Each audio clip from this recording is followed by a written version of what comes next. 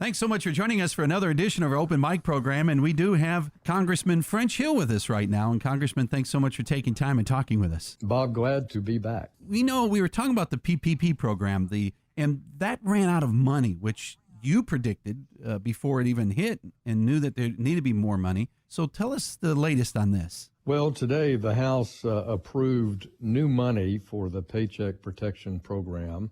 It took, 10 days or longer than it should. Speaker Pelosi held it up, trying to get a bunch of other things added to the bill, as she is a very successful player at doing. So she held it up, meaning more people hit the unemployment roll today, millions more file jobless claims. But we got it. We got more money for the Paycheck Protection Program for our small businesses, particularly our sole proprietors and self-employed people who are now applying for those loans. And secondly, Bob, we got more money for the SBA disaster loan program, where small businesses have applied directly to the SBA, not through their bank, but directly for one of those disaster loans. I'm pleased both those facilities got more money.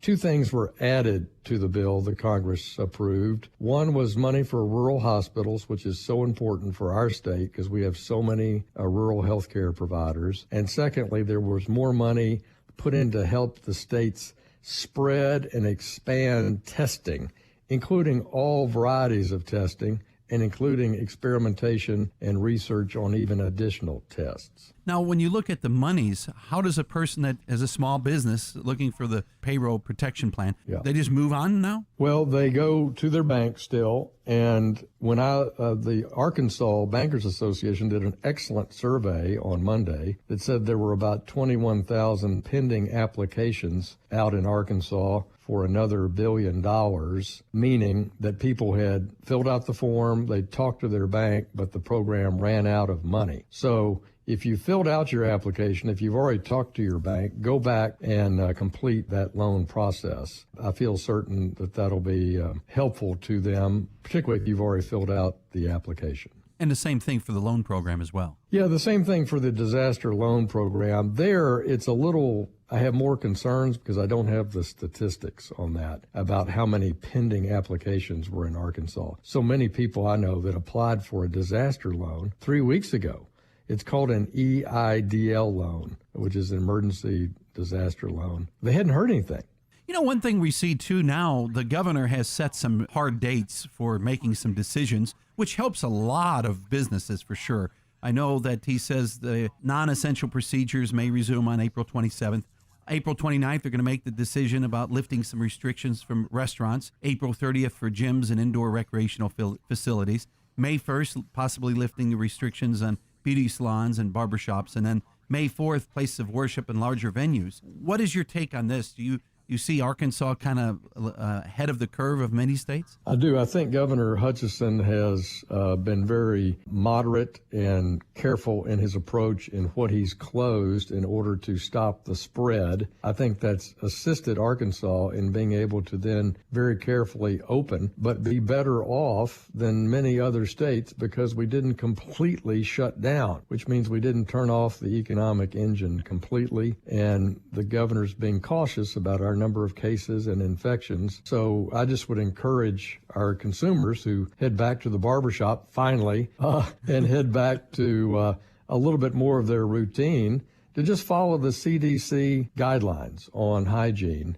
And the testing will be expanding. That will also add to consumer confidence. Another issue that I know that's been talked about since March the 8th or 9th, all the nursing homes have been locked down. No doctors in, no visitors in. It's been very stressful for the nursing home folks. And I know you've experienced nursing home care with your parents as well. Yeah, our nursing homes are obviously a very high-risk area. And we have a tremendous number of cases in nursing homes all over the state. And I would add that's common all across the country. And even though we did lock down and even though we did enhance procedures, it still remains a challenge.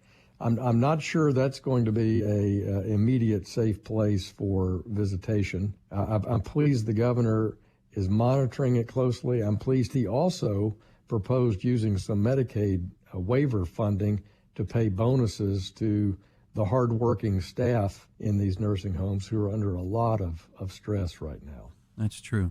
Well, what do you see coming up to the weeks to come in D.C.? What do you think some things that we're going to see come out of all this crisis going on throughout the country? Well, as the country reopens, I hope we see the jobless claims numbers begin to fall and some people being able to go back to work. That's number one, and that will reduce the need for some of this extraordinary federal intervention. Secondly, I hope that we continue to invest the health money in testing, therapeutics, and ultimately a vaccine, and that too builds confidence for Americans to be able to return to work and return to their routines. However, continuing to follow the CDC standards. It'll be comforting when a family, I think, believes that they can put their kids in the car this summer and take a road trip and stay in a hotel and either go to a national park or go to the beach and feel like they can do that safely. And I think that will be a sign that we're able to get our economy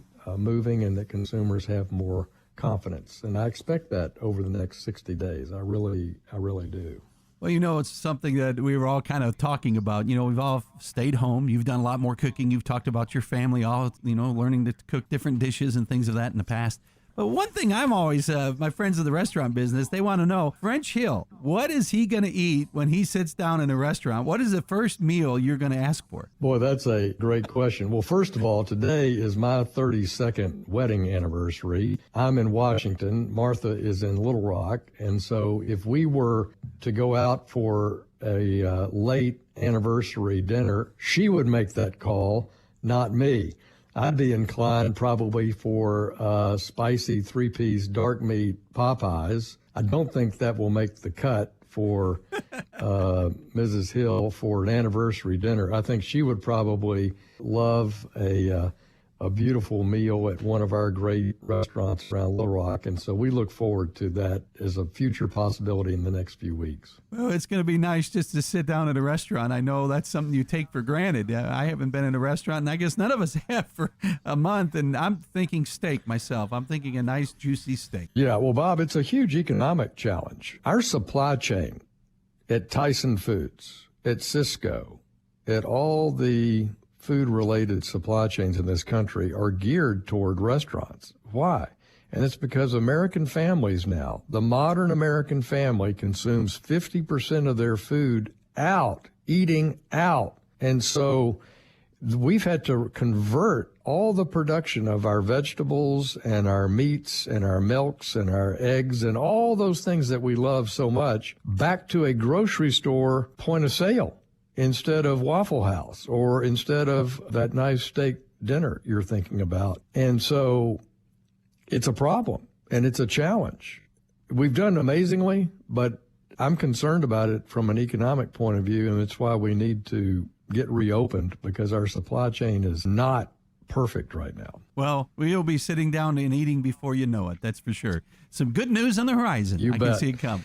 We've been talking with Congressman French Hill here on KFFB's Open Mic. And Congressman, thanks so much for taking time and talking with us. See you, Bob.